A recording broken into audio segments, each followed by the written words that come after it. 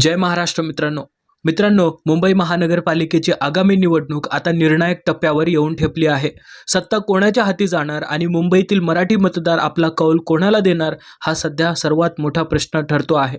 मुंबईत विविध संस्थांकडून जोरदार सर्वेक्षण सुरू असून त्यातून कोणता पक्ष पुढे आहे, कुणाच्या खात्यात किती जागा जाऊ शकतात याचे अंदाज बांधले जात आहेत. मराठी मतदारांची भूमिका काय असेल यावरच संपूर्ण राजकीय गणित अवलंबून असल्याचं चित्र आहे. मुंबई महानगरपालिकेत एकूण 227 जागा असून सत्ता स्थापन करण्यासाठी 115 नगरसेवकांचा बहुमताचा आकडा गाठावा लागतो. सध्याच्या आकडेवारीनुसार कोणता पक्ष आघाडी घेतो आहे आणि कोण मागे पडतो आहे यावर राजकीय वर्तुळात मोठी उत्सुकता निर्माण झाली आहे. शरद पवारांच्या राष्ट्रवादीमुळे महाराष्ट्राचं राजकारण सध्या पूर्णपणे बदललेल्या स्वरूपात पाहायला मिळत आहे. राज्यभरात विविध जिल्हे आणि महानगरपालिका क्षेत्रांमध्ये अजित पवारांची राष्ट्रवादी आणि शरद पवारांची राष्ट्रवादी एकमेकांविरोधात लढणार अशी चर्चा कालपर्यंत जोरात होती. मात्र आता हे चित्र बदलत असून थेट महाविकास आघाडी विरुद्ध महायुती अशी लढत महाराष्ट्रात होणार हे जवळपास स्पष्ट झालं आहे. या पार्श्वभूमीवर शरद पवारांच्या राष्ट्रवादीला किती जागा मिळतील हा प्रश्नही तितकाच महत्त्वाचा ठरतो आहे. सध्याच्या अंदाजानुसार मुंबई महानगरपालिकेत शरद पवारांच्या राष्ट्रवादीला साधारण 3 जागांवर यश मिळण्याची शक्यता व्यक्त केली जात आहे. यानंतर लक्ष वेधून घेणारा पक्ष म्हणजे काँग्रेस. मुंबई महानगरपालिकेच्या निवडणुकांमध्ये काँग्रेसला पूर्वी सुद्धा काही प्रमाणात फायदा झाल्याचं आपण अनेक नगरसेवक निवडणुकांमध्ये पाहिलं आहे. काँग्रेसची मुंबईत एक ठराविक आणि मजबूत मतदार आधारशक्ती असल्याचं स्पष्टपणे दिसून येतं. दलित मतदार, मुस्लिम मतदार, काही मराठी बांधव तसेच उत्तर भारतीय मतदार हे काँग्रेसचे प्रमुख आधारस्तंभ मानले जातात. त्यामुळे मुंबईत काँग्रेसचा एक स्वतंत्र आणि सातत्याने टिकून राहणारा मतदानाचा गट आपण प्रत्येक निवडणुकीत पाहतो. महत्त्वाचं म्हणजे हा मतदार वर्ग सहसा काँग्रेसपासून दूर जात नाही. म्हणूनच मुंबईत काँग्रेसला नेमक्या किती जागा मिळतील हा प्रश्न सध्या राजकीयदृष्ट्या महत्त्वाचा ठरतो आहे. सध्याच्या अंदाजानुसार मुंबई महानगरपालिकेच्या निवडणुकीत काँग्रेसला साधारण 23 ते 27 जागांपर्यंत यश मिळण्याची शक्यता वर्तवली जात आहे. त्यानंतर जर पुढील पक्षाकडे पाहिलं तर तो आहे महाराष्ट्र नवनिर्माण सेना. जवळपास 20 वर्षांनंतर मुंबईत राज ठाकरे आणि उद्धव ठाकरे या ठाकरे बंधूंची युती झाल्याने राजकीय वातावरण पूर्णपणे बदललेलं दिसत आहे. ही युती महायुतीला मुंबईत जोरदार आव्हान देणार अशी चर्चा सध्या रंगली आहे. या ठाकरे बंधूच्या युतीमुळे भाजपचे सध्या असलेले जवळपास 65 नगरसेवकांचे मतदारसंघ थेट धोक्याच्या कक्षेत गेले आहेत. अनेक जागा रेड झोनमध्ये असल्याचं बोललं जात असून या प्रभावाची तीव्रता स्पष्टपणे जाणवते आहे. यामुळेच ठाकरे बंधूंच्या युतीचा धसका भाजपने गंभीरपणे घेतल्याचं मुंबईत राजकीय वातावरणातून दिसून येत आहे. या पार्श्वभूमीवर राज ठाकरे यांच्या नेतृत्वाखाली मनसे मुंबई महानगरपालिकेची निवडणूक पूर्ण ताकदीने लढणार असल्याचा स्पष्ट इशारा त्यांनी मुंबईतून दिला आहे. मुंबई महानगरपालिकेच्या निवडणुकीत राज ठाकरे यांना पहिल्यांदाच मोठं यश मिळण्याची शक्यता वर्तवली जात आहे. सध्याच्या अंदाजानुसार राज ठाकरे यांच्या मनसेला मुंबईत साधारण 26 ते 32 जागांपर्यंत घवघवीत यश मिळू शकतं. त्यामुळे मनसे मुंबईत एक प्रभावी आणि निर्णायक पक्ष म्हणून पुढे येण्याची शक्यता निर्माण झाली आहे. यानंतर बोलायचं झालं तर अजित पवारांची राष्ट्रवादी महायुतीमध्ये देवेंद्र फडणवीस आणि एकनाथ शिंदे यांच्या युतीत अजित पवारांच्या राष्ट्रवादीला सामावून घेण्यास सध्या तयारी नसल्याचं चित्र आहे. त्यामुळे अजित पवार मुंबईत स्वबळावर निवडणूक लढवू शकतात. मात्र मुंबईत अजित पवारांची संघटनात्मक ताकद तुलनेने कमी असल्याचं प्रत्येक निवडणुकीत दिसून आलेलं आहे. स्वबळावर लढून काही फायदा मिळवण्याचा प्रयत्न जरी केला तरी मुंबईत अजित पवारांच्या राष्ट्रवादीला मोठा फटका बसण्याची शक्यता असून त्यांच्या जागांची संख्या मर्यादित राहू शकते. मुंबईत अजित पवारांच्या राष्ट्रवादीला साधारण 4 ते 6 जागांपर्यंत मजल मारता येऊ शकते.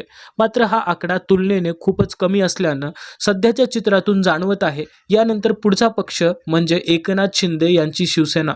मुंबई महानगरपालिकेच्या निवडणुकीत राज ठाकरे आणि उद्धव ठाकरे यांची युती झाल्यानंतर सर्वात मोठा धक्का बसलेला पक्ष कोणता असेल तर तो एकनाथ शिंदे यांचा गट असल्याचं बोललं जात आहे. कारण एकनाथ शिंदे यांनी ज्या मतदारसंघांमध्ये आपली ताकद उभी केली आहे त्या बहुतांश जागा ठाकरे बंधूंच्या पारंपरिक बालेकिल्ल्यातील मानल्या जातात. याच बालेकिल्ल्यामधून अनेक नगरसेवकांनी आधीच पक्षांतर केल्यामुळे सध्या शिंदे गटासमोर मोठी राजकीय अडचण निर्माण झाल्याचं स्पष्टपणे दिसून येत आहे. त्यामुळे एकनाथ शिंदे गटाच्या बहुतांश जागांवर ठाकरे बंधू थेट घाव घालतील आणि शिंदे गटाला मुंबईतील आपलं मर्यादित स्थान प्रकर्षाने जाणवेल असं चित्र सध्या दिसत आहे. याच कारणामुळे मुंबईत शिंदे गटाला मोठा धक्का देण्यात ठाकरे बंधू लक्षणीयरित्या यशस्वी ठरू शकतात अशी शक्यता राजकीय वर्तुळात व्यक्त केली जात आहे। याच पार्श्वभूमीवर एकनाथ शिंदे मुंबईत भाजपसोबत युती मजबूत करण्याचा प्रयत्न करत असल्याचं दिसून येत आहे। या युतीमुळे आपल्या जागांची संख्या वाढेल असा विश्वास शिंदे गट व्यक्त करत आहेत। मात्र राज ठाकरे आणि उद्धव ठाकरे यांच्या युतीमुळे एकनाथ शिंदे यांना मुंबईत फटका बसताना स्पष्टपणे दिसतो आहे। सध्याच्या प्राथमिक अंदाजानुसार मुंबई महानगरपालिकेत एकनाथ शिंदे यांच्या शिवसेनेला साधारण 19 ते 26 जागांपर्यंत मजल मारता येईल असे चित्र समोर येत आहे। यानंतर पुढील प्रमुख पक्ष म्हणून भाजपकडे लक्ष वेधलं जात आहे। भारतीय जनता पार्टीने मुंबईत सत्ता स्थापन करण्यासाठी केंद्रीय मंत्रिमंडळापासून ते राज्यातील मंत्रिमंडळापर्यंत सर्व यंत्रणा कामाला लावल्याची चर्चा सध्या जोरात सुरू आहे। त्यामुळे ठाकरे बंधू विरोधात भाजप अत्यंत आक्रमक पद्धतीने निवडणूक लढवणार हे मुंबईतील राजकीय वातावरणातून स्पष्ट होत आहे।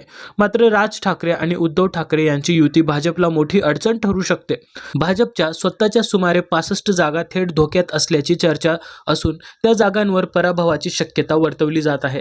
या परिस्थितीत भाजपला मुंबई महानगरपालिकेत साधारण 65 ते 72 जागापर्यंतच मजल मारता येईल असा प्राथमिक अंदाज समोर येत आहे। त्यामुळे हा भाजपसाठी मोठा धक्का मानला जात आहे। यानंतर पुढील महत्त्वाचा पक्ष म्हणजे उद्धव ठाकरे यांच्या नेतृत्वाखालील शिवसेना। उद्धव ठाकरे यांच्या नेतृत्वाखालील शिवसेनेने ही मुंबईसह संपूर्ण महाराष्ट्रातील निवडणूक अत्यंत गांभीर्याने घेतल्याचं स्पष्टपणे दिसत आहे। उद्धव ठाकरे, राज ठाकरे, आदित्य ठाकरे आणि अमित ठाकरे यांनी या निवडणुकीसाठी स्वतःला 100% झोकून दिला असून ही लढाई प्रतिष्ठेची बनली आहे। मुंबईकर पुन्हा एकदा सत्ता आपल्या हाती देईल असा ठाम विश्वास उद्धव ठाकरे आणि राज ठाकरे दोघांनाही वाटत आहे। ठाकरे बंधूची युती महायुतीला जोरदार धक्का देत त्यांना सत्तेपासून दूर ठेवेल असा आत्मविश्वास राज ठाकरे वारंवार व्यक्त करत आहेत।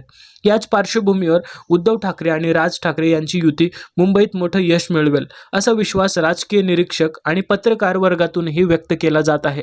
सध्याच्या अंदाजानुसार उद्धव ठाकरे यांच्या शिवसेनेला मुंबई महानगरपालिकेत साधारण 80 ते 86 जागांपर्यंत मजल मारता येऊ शकते। याच पार्श्वभूमीवर आता उद्धव ठाकरे आणि राज ठाकरे या दोघांना मिळून एकूण किती जागा मिळतील हा प्रश्न तितकाच निर्णायक ठरतो आहे। आज संजय राऊत यांनी केलेल्या विधानानुसार मुंबईत उद्धव ठाकरे यांच्या शिवसेनेला आणि मनसेला मिळून जवळपास 120 जागांपर्यंत मजल मारता येईल असा अंदाज त्यांनी व्यक्त केला आहे। हा अंदाज सध्याच्या राजकीय परिस्थितीशी सुसंगत असल्याचंही दिसून येत आहे। मुंबईत राज ठाकरे आणि उद्धव ठाकरे यांच्या युतीला चांगलं यश मिळण्याची शक्यता असून दोन्ही पक्ष एकत्र येऊन जोरदार मुसंडी मारू शकतात असा प्राथमिक अंदाज पुढे येतो आहे। या परिस्थितीत मुंबई महानगरपालिकेच्या निवडणुकीत ठाकरे बंधूच्या युतीला भरघोस यश मिळू शकतं आणि साधारण 114 ते 20 जागांपर्यंत त्यांची कामगिरी जाण्याची शक्यता राजकीय वर्तुळात व्यक्त केली जात आहे। या सर्व कारणांमुळे मुंबई महानगरपालिकेची सत्ता पुन्हा एकदा ठाकरे कुटुंबांच्या हातात जाण्याची दाट शक्यता या सर्वेक्षणातून समोर येत आहे। मुंबईवर ठाकरे यांची पुन्हा एकदा सत्ता प्रस्थापित होईल आणि ठाकरे पुन्हा मुंबईचे राजे बनतील अशी चर्चा सध्या जोर धरू लागली आहे। मित्रांनो, आपलं यावर मत काय आहे? मुंबई महानगरपालिकेच्या निवडणुकीत उद्धव ठाकरे आणि राज ठाकरे यांना अशाच प्रकारचं यश मिळेल असं तुम्हाला वाटतं का? पुन्हा एकदा राज ठाकरे आणि उद्धव ठाकरे सत्तेत सहभागी होतील का? मुंबई महानगरपालिका ठाकरेंचीच आहे आणि ठाकरेंचीच राहणार या विचाराशी तुमचं सहमत आहे का? नक्कीच आपली प्रतिक्रिया आम्हाला कमेंटमध्ये कळवा। भेटूया तोपर्यंत पुढच्या व्हिडिओमध्ये। जय हिंद, जय महाराष्ट्र।